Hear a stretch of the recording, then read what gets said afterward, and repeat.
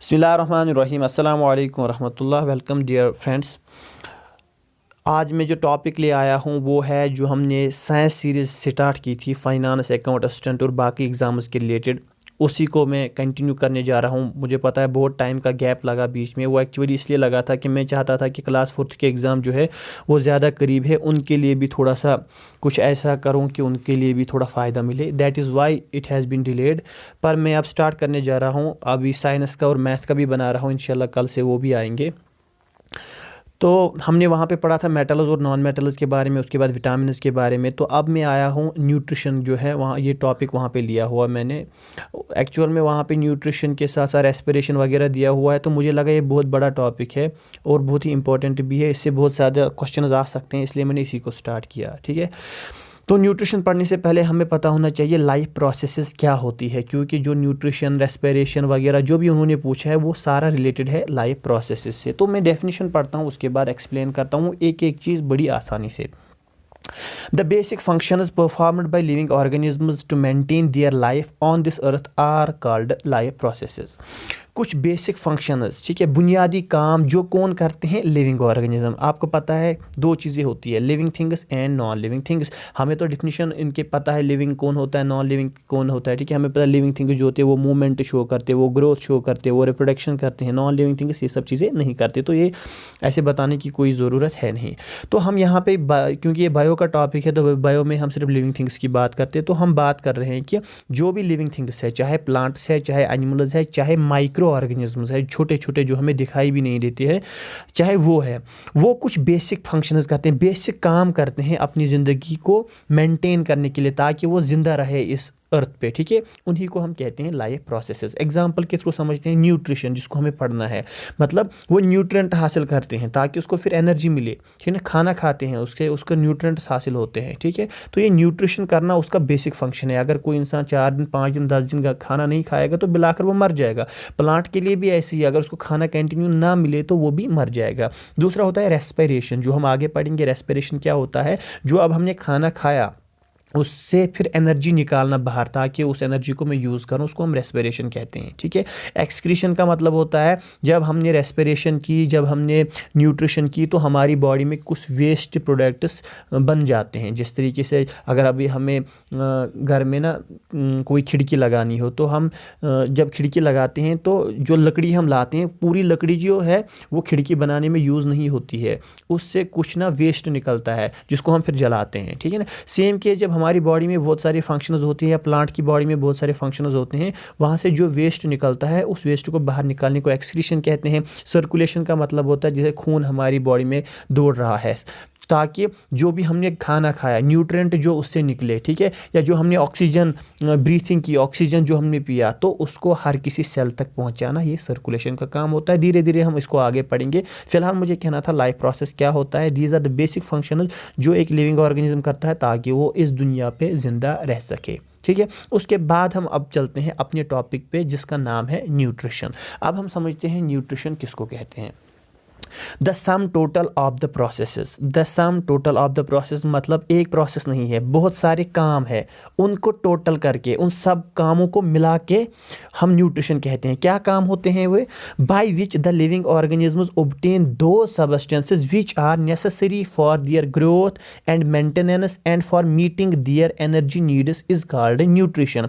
वो सारे काम मिल के जिनके ज़रिए एक लिविंग ऑर्गेनिज्म वो सारी चीज़ें हासिल करता है, वो फूड हासिल करता है, वो न्यूट्रिएंट्स हासिल करता है, ताकि जो नेसेसरी, जो ज़रूरी होते हैं उसके ग्रोथ करने के लिए, उसको अपनी ज़िंदगी लाइफ मेंटेन करने के लिए, और जो भी उसको ज़रूरत पड़ती है एनर्जी, चलने के लिए एनर्जी, ठीक है, उठने के लिए एनर्जी, बैठने के लिए एनर्जी, कोई काम करने के लिए एनर्जी, वो सब जिससे इसको हासिल होती है, उन सब प्रोसेस को मिला के कहा जाता है न्यूट्रिशन। इसका मतलब है न्यूट्रिशन कोई एक प्रोसेस नहीं है, न्यूट्रिशन के अंदर 2-4 प्रोसेस होते हैं जिनको मिला के हम न्यूट्रिशन कहते हैं। फॉर एग्जांपल अगर हम इंसान की बात करें, हम पहले खाना खाते हैं, ठीक है ना, फिर उसको खाने को ब्रेक करते हैं, वो अलग प्रोसेस हुई। ब्रेक करने के बाद इस खाने से जो हमारे लिए फ़ायदेमंद चीज़ें निकली उसको ब्लड में ट्रांसफ़र किया जाता है, वो एक अलग प्रोसेस हुई।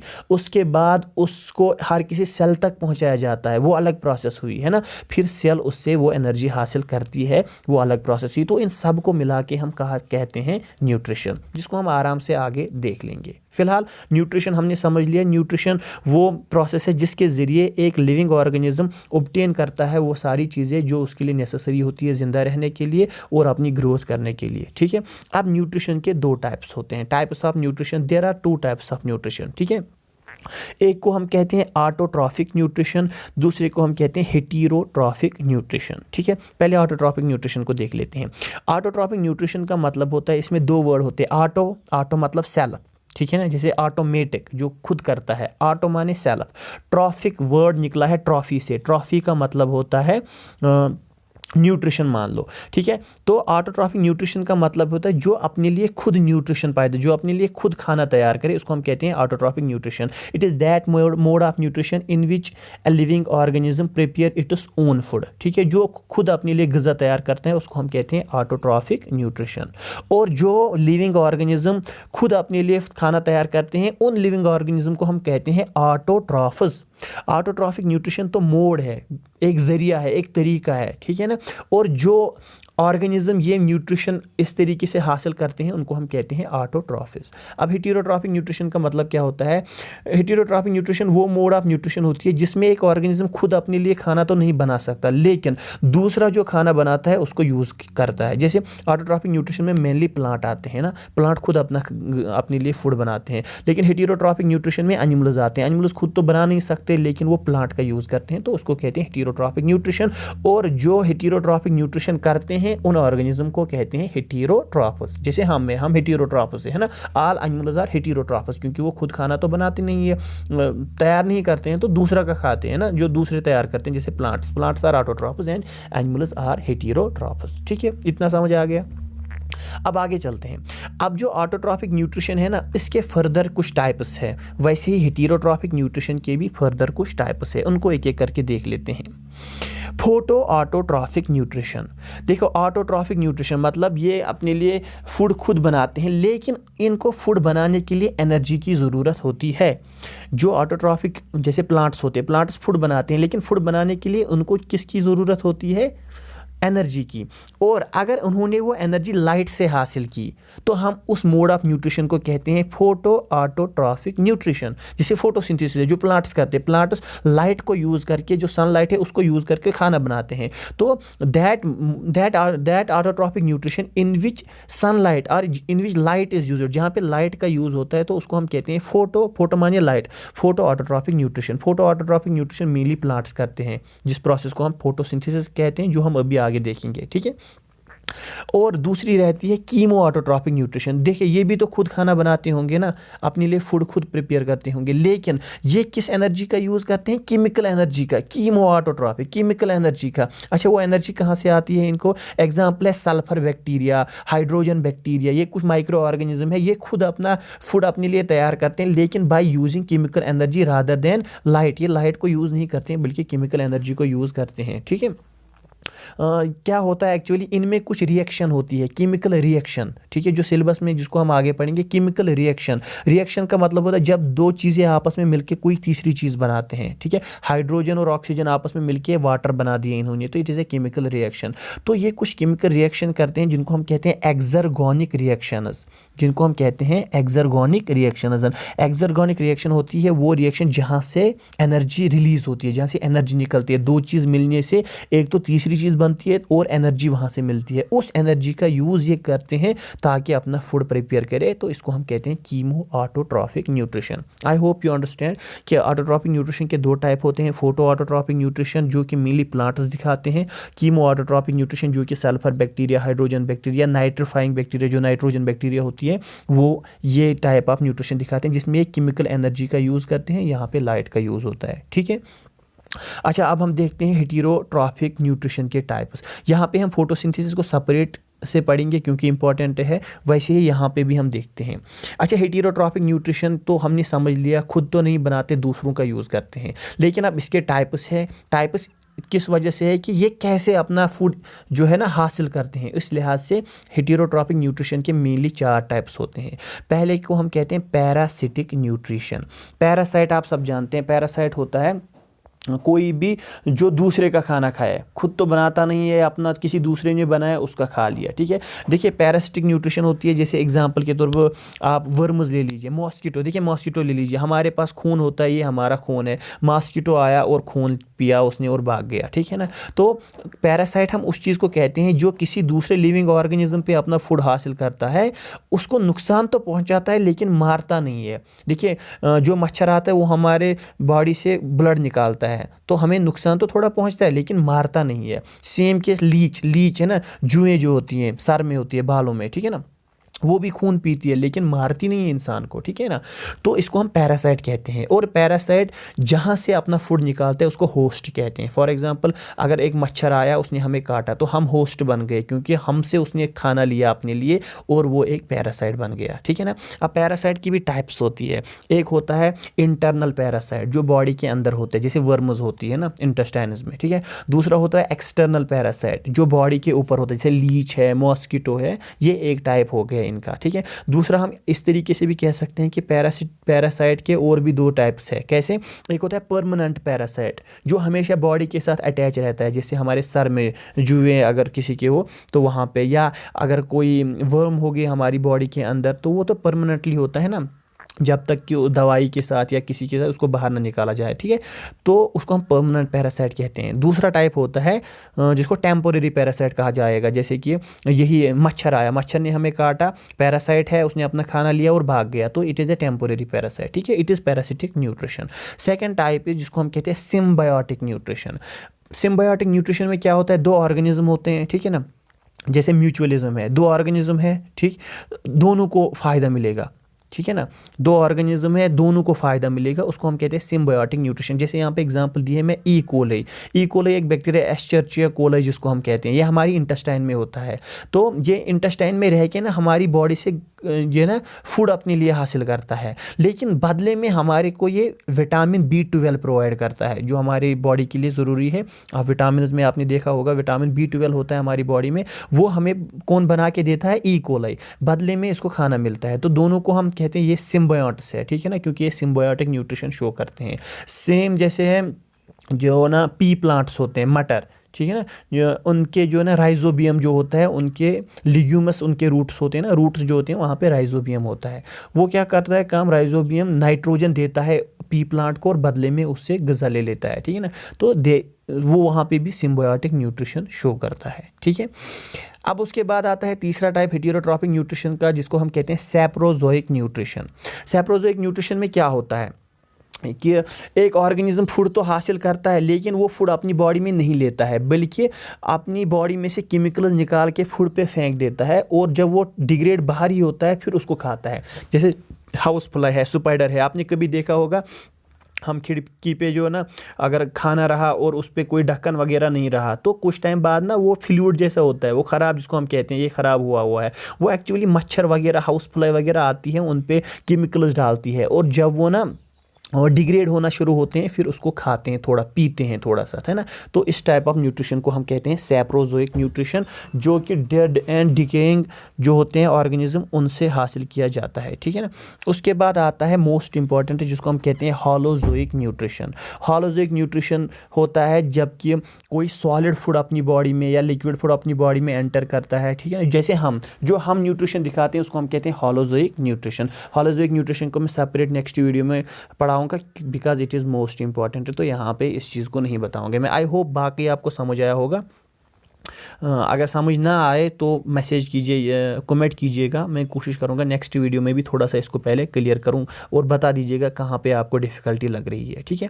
तो अब हमने देखा ऑटोट्रॉफिक न्यूट्रिशन के 2 टाइप है, photo autotrophic, chemo autotrophic. Photo autotrophic का मतलब है लाइट का यूज़ करके फूड खुद तैयार करते हैं, तो फोटो ऑटोट्रॉफिक न्यूट्रिशन जैसे प्लांट्स होते हैं। और कीमो ऑटोट्रॉफिक का मतलब होता है केमिकल एनर्जी का यूज़ करके फूड अपने लिए तैयार करते हैं। पैरासिटिक न्यूट्रिशन हमने देख लिया, सिम्बायोटिक न्यूट्रिशन जब दोनों को उसको वैसे फ़ायदा मिले, ठीक है ना, सिम्बायोटिक न्यूट्रिशन कहते हैं। सैप्रोजोइक जब डेड एंड डिकेइंग जो भी होता है उसको खाते हैं तो सैप्रोजोइक या सैप्रोट्रॉफिक न्यूट्रिशन भी इसको कहा जाता है। हॉलोजोइक हम बाद में पढ़ेंगे। अब इसमें आपको याद क्या रखना है, आपको याद रखना है कौन सा ऑर्गेनिज्म किस टाइप का न्यूट्रिशन दिखाता है। आप इसको सर्च कीजिएगा, कोई बुक होगी आपके पास, ठीक है ना। तो मैं चाहता हूँ कंसेप्ट क्लियर हो आपके, बाकी आप एग्जांपल और थोड़े से एग्जांपल देख लीजिएगा कौन सा ऑर्गेनिज्म कौन सी जो है ना न्यूट्रिशन दिखाता है, ठीक है, उससे भी क्वेश्चन पूछा जा सकता है। तो अब हम देखते हैं, क्योंकि ऑटोट्रॉफिक न्यूट्रिशन में जो है ना फोटो ऑटोट्रॉफिक जिसको हम फोटोसिंथेसिस भी कहते हैं ना, फोटोसिंथेसिस मोस्ट इंपॉर्टेंट है, तो हम फोटोसिंथेसिस को देख लेंगे।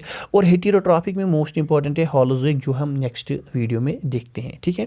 तो इस वीडियो में पहले देखते हैं, वीडियो कितना लंबा हुआ, अच्छा अभी टाइम है। तो हम इस वीडियो में अब देखते हैं फोटोसिंथेसिस क्या होती है। बहुत सही और इजी तरीके में मैं आपको पढ़ाऊंगा फोटोसिंथेसिस क्या कहती है।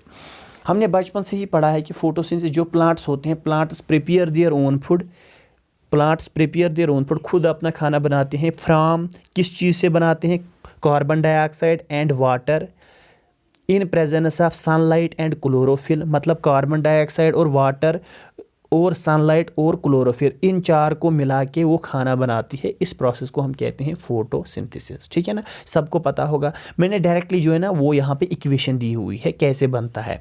देखिए इक्वेशन क्या है फोटोसिंथेसिस की, 6 टाइम्स कार्बन डाइऑक्साइड, मतलब 6 मॉलिक्यूल्स ऑफ कार्बन डाइऑक्साइड जब मिलते हैं 6 मॉलिक्यूल्स ऑफ वाटर के साथ in presence of sunlight and chlorophyll, ठीक, तो वहाँ पे बनता है C6H12O6 जिसको हम ग्लूकोज कहते हैं, और 6 मॉलिक्यूल्स ऑफ ऑक्सीजन बनते हैं जिसको हम पीते हैं। तो याद रखिएगा, आपने बचपन से सीखा होगा कि हम कार्बन डाइऑक्साइड छोड़ते हैं, वो प्लांट लेता है, प्लांट वहाँ से ऑक्सीजन देता है और हम लेते हैं, ठीक है ना। तो फोटोसिंथेसिस इसलिए इंपॉर्टेंट है कि फोटोसिंथेसिस वो कार्बन डाइऑक्साइड यूज़ करके वहाँ से ऑक्सीजन रिलीज़ करती है जिसको हम यूज़ करते हैं, ठीक है ना। अगर फोटोसिंथेसिस ना हो ना, प्लांट अपना फूड ना बना पाए, तब तो प्लांट पहले मरेंगे उसके बाद एनिमल्स मरेंगे, ठीक है ना। तो यहाँ पे और एक बात याद रखिएगा, ऑटोट्रॉफिक न्यूट्रिशन का दूसरा नाम, जो ये ऑटोट्रॉफिक्स होते हैं ना जो खुद बनाते हैं खाना, तो उनका हम दूसरा प्रोड्यूसर्स भी कहते हैं। प्रोड्यूसर का मतलब क्या होता है, जो खाना खुद बनाए, है ना, तो इनको हम प्रोड्यूसर्स भी कहते हैं। और हेटेरोट्रॉफिक न्यूट्रिशन क्योंकि बनाते नहीं है, सिर्फ खाते हैं, तो इनको हम कंज्यूमर्स कहते हैं। ये कंज्यूम करते हैं और ये प्रोड्यूस करते हैं, ठीक है ना। अच्छा, हम फोटोसिंथेसिस पे वापस आते हैं।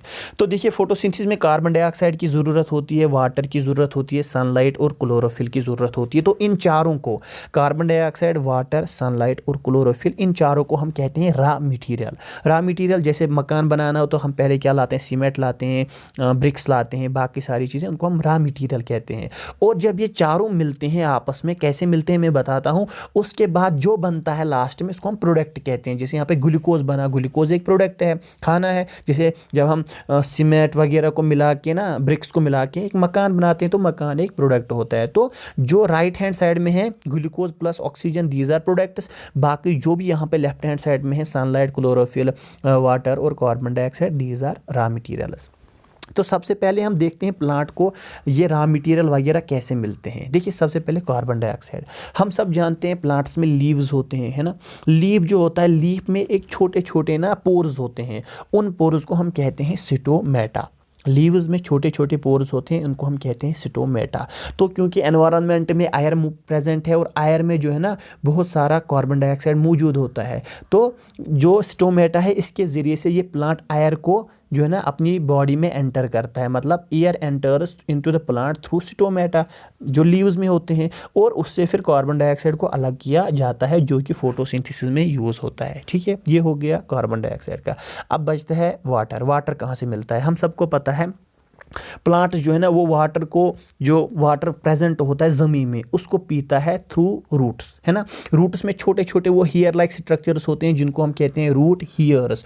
इन रूट हेयर्स के ज़रिए by the process of osmosis, मतलब पानी जो होता है वो ज़्यादा होता है सॉइल में और रूट्स में कम होता है, तो वो अंदर चला जाता है, ठीक है ना। और याद रखिएगा जब हम जो फर्टिलाइज़र हम यूज़ करते हैं ना बाग वगैरह में, तो वो कहाँ जाते हैं, फर्टिलाइज़र जब हम ज़मीन में डालते हैं ना, वो फर्टिलाइज़र वाटर के साथ ना पिघल जाते हैं, ठीक है ना, वहाँ पे सोल्यूशन बनाते हैं। जैसे जब हम पानी में क्या शक्कर डालते हैं ना या नमक डालते हैं, तो वो उसके साथ मिलता है, सोल्यूशन बनाता है। सेम के जब हम फर्टिलाइज़र ज़मीन में डालते हैं, वो पानी के साथ मिलता है, गल जाता है ना। उस पानी को अब हम पानी नहीं कहते, वाटर नहीं कहते, हम उसको कहते हैं सैप, SAP सैप कहते हैं। और इस सैप को ना फिर वो प्लांट पीता है, तो पानी के साथ साथ वो न्यूट्रिएंट्स, वो फर्टिलाइजर्स, उसमें जो भी फायदेमंद चीज़ें हो वो भी प्लांट के अंदर चली जाती है और वो फिर ऊपर चढ़ती है थ्रू जाइलम। प्लांट के ऊपर चढ़ती है। प्लांट में एक टिश्यू होता है, एक ट्यूब होता है जहाँ से ये पानी ऊपर नीचे ऊपर जाता है, नीचे तो नहीं आता, हमेशा ऊपर ही जाता है नीचे से, जिसको हम जाइलम कहते हैं। जाइलम, ठीक है ना। जाइलम के ज़रिए ऊपर चला जाता है। तो कैसे चला जाता है उसको हम कहते हैं ट्रांसपायरेशन पुल थ्योरी, याद रखिएगा। अच्छा, ट्रांसपायरेशन क्या होता है?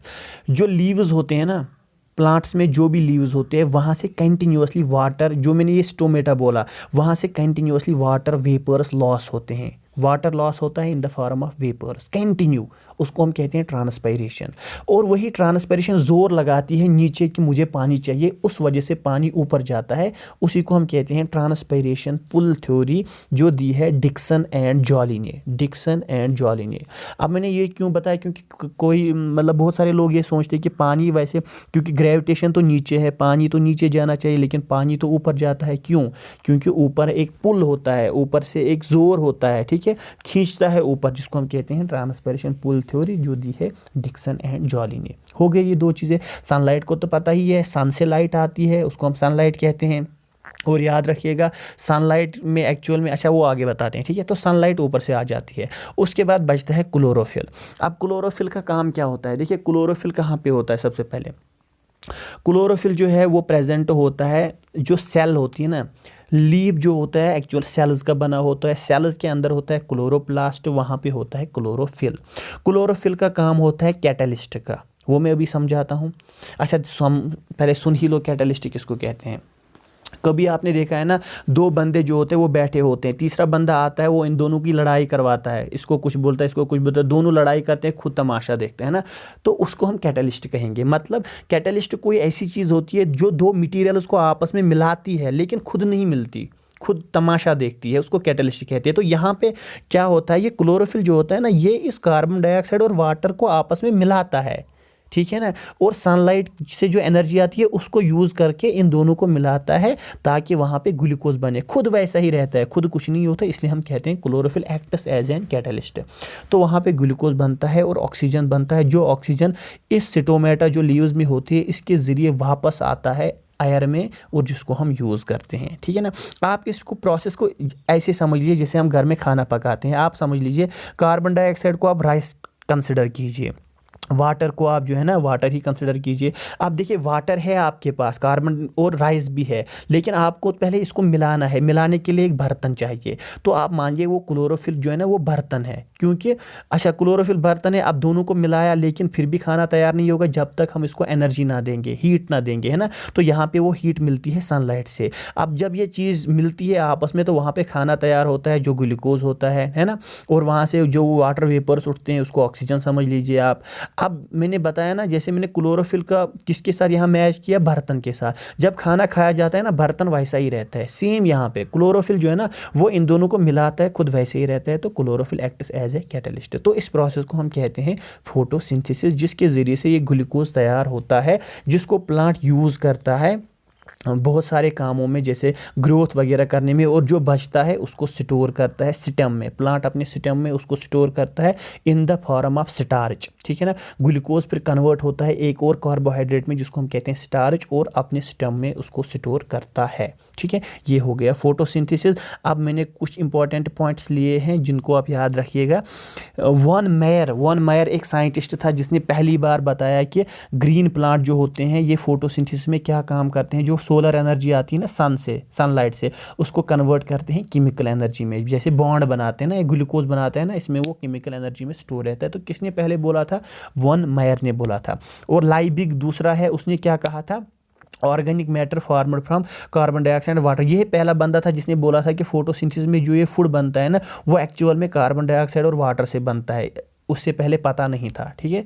और डिट्रोचेट और एक है, इसने पहली बार एक कनेक्शन बताया कि क्लोरोफिल का और फोटोसिंथेसिस का एक कनेक्शन है। मतलब फोटोसिंथेसिस में क्लोरोफिल जो है यूज़ आता है, वहाँ पे वो काम करता है। ये पहले डिट्रोचेट ने बोला था, ठीक है। इतना समझ आया। और लास्ट में मैंने बोला है कि क्योंकि सनलाइट जो लाइट होती है ना, जैसे आपको पता है लाइट जो है ये बनी होती है 7 कलर्स की, है ना। Violet, indigo, yellow, orange, red, है ना, आपने सुना होगा। तो जो रेड लाइट और ब्लू लाइट होती है ना, ये मोस्ट इफेक्टिव होती है फोटोसिंथेसिस में। मतलब इससे जब रेड लाइट और ब्लू लाइट पड़ती है ना, तो सबसे ज़्यादा फोटोसिंथेसिस होती है। और जो ग्रीन लाइट होती है, इसके अब जब ग्रीन लाइट प्लांट्स पे पड़ती है तो लीस्ट इफेक्टिव होती है, कम फोटोसिंथेसिस होती है उस टाइम, ठीक है। आई होप मैंने एक्चुअल में, क्योंकि ये बहुत लंबा टॉपिक है, मैं कोशिश करता हूँ जल्दी जल्दी इसको कवर करने की। तो हो सकता है आपको लगा होगा कि सर ने जल्दी पढ़ा है और बहुत सारे पॉइंट्स मतलब मे भी कोई स्किप भी किया हो। तो मैं कोशिश करता हूँ जल्दी जल्दी इसको कंप्लीट करूँ और कम वीडियोस में कंप्लीट करूँ, ठीक है। बाकी होलोजोइक न्यूट्रिशन जो है वो सेकंड पार्ट में आएगा इंशाल्लाह। होप आपको ये समझ आया होगा। अगर कहीं पे कोई दिक्कत रही हो तो कमेंट कीजिएगा। And do like, share and subscribe. Thank you very much.